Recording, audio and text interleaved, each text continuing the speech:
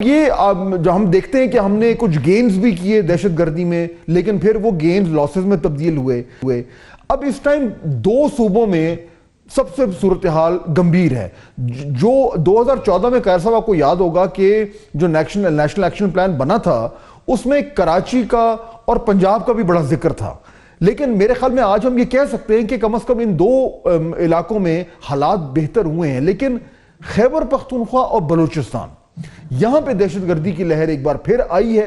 और एक तरफ बलूचिस्तान में पीपल्स पार्टी की गवर्नमेंट है, केपी में पीटीआई की गवर्नमेंट है, और जाहिर बात है सिक्योरिटी एस्टैब्लिशमेंट का अहम तरीन रोल है। क्या जो पॉलिटिकल डिसीजन मेकिंग है, पॉलिटिकल पोलराइजेशन है, वो की वजह बनी है इस दहशतगर्दी की वापसी की, या हमारी कुछ इंतहाई गलत पॉलिसीज हैं जो हमने की हैं जिसका खुमियाजा हम आज भुगत रहे हैं? फाद साहब बहुत शुक्रिया। पहले तो आज का दिन जो है ये हमारी तारीख का बड़ा अफसोसनाक और तकलीफ दे दिन है कि इस दिन हमारे बहुत बड़ी तादाद में 150 से ज़्यादा हमारे बच्चे और असातिज़ा शहीद हुए। ये बदकिस्मत दिन हमारे लिए और उन दहशत गर्दों ने जो इंसानियत दुश्मन भी हैं और इस्लाम दुश्मन भी हैं, ये जो अफरियत है ये हमारे यहाँ पहले तो फिरकावारियत की हवाले तक थी। फिरकावारियत की जड़ें तो बड़ी पुरानी हैं, लेकिन उसमें भी टॉलरेंस बहुत थी और कभी कभी कोई ऐसा मौका हो जाता था। प्री पार्टीशन भी ऐसे इसके डांडे मिलते हैं और आफ्टर पार्टीशन भी थोड़े बहुत, लेकिन और कभी कभी कौम परस्ती के हवाले से भी जो चीजें थी कि वो तल्ख हो जाती थी। लेकिन अफगान वार के बाद सूरत हाल बहुत ज्यादा तब्दील हो गई है और अब ये बाकायदा एक दहशतगर्दी जो रियासत के ऊपर हमला, रियासत के शहरियों के ऊपर, रियासत के इदारों के ऊपर हमले की कैफियत है। ये एक कैफियत है जिसमें कभी उतार कभी बेहतरी होती रहती है, कभी चढ़ाव हो जाता है। आजकल फिर हम उसका शिकार हैं।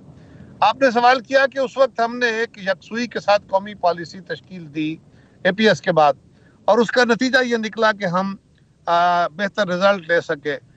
वो तो ऑपरेशनल रिजल्ट थे। उनकी जो पनाहगाहें थी, उनको जो लोग थे, उनके खिलाफ एक पूरा ऑपरेशन किया गया।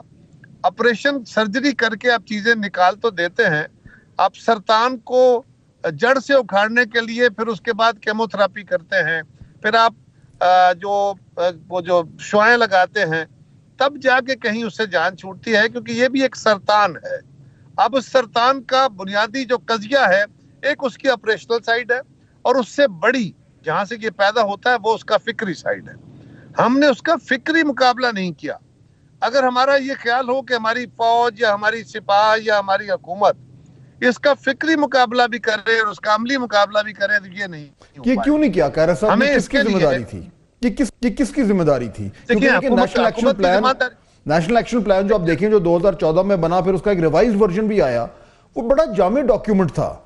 उसमें काफी कुछ लिखा हुआ था और काफी कुछ उसमें हुआ भी सही, लेकिन उसके बावजूद ऑन द ग्राउंड जो है वो सूरत हाल जो गड़बड़ हुई है पिछले 3-4 साल से, ये सबसे बड़ी तशवीशनाक मामला है। उसमें तो एक काम तो ये हुआ ना कि जिन लोगों के खिलाफ ऑपरेशन हुआ उसमें से कुछ मारे गए, कुछ भाग गए।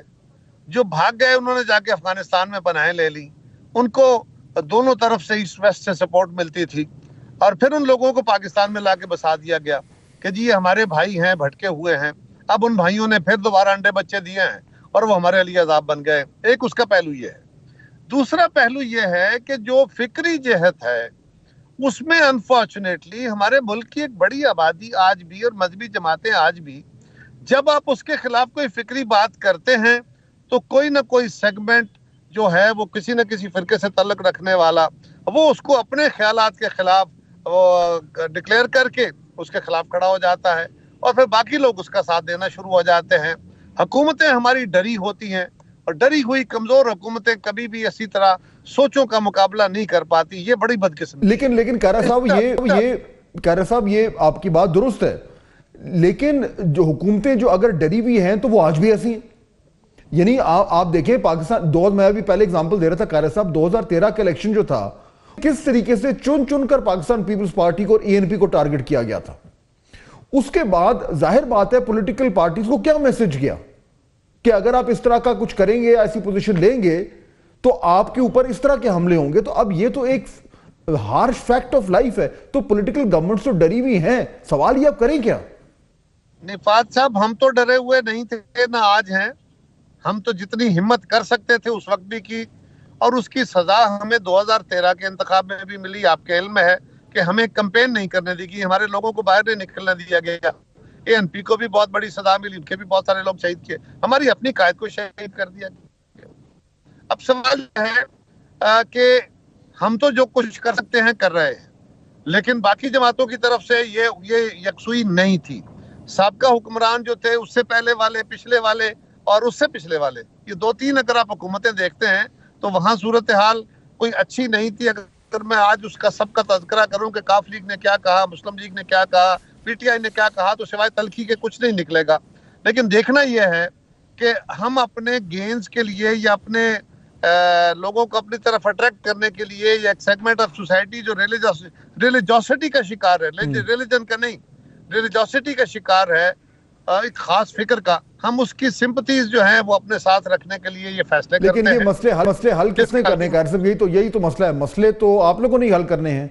आपसे मुराद है कि जो फैसला साज हैं, सिक्योरिटी के इदारों के जो सरबराह हैं, आप लोगों ने करना ये मुश्किल फैसले। नहीं देखिए फाद साहब, वो एक मशहूर कोटेशन है ना, पता नहीं है how far this is true, लेकिन वो बड़ी पॉपुलर है, जो चर्चिल से मंसूब होती है, कि चर्चिल ने कहा था war is too serious a job to left generals.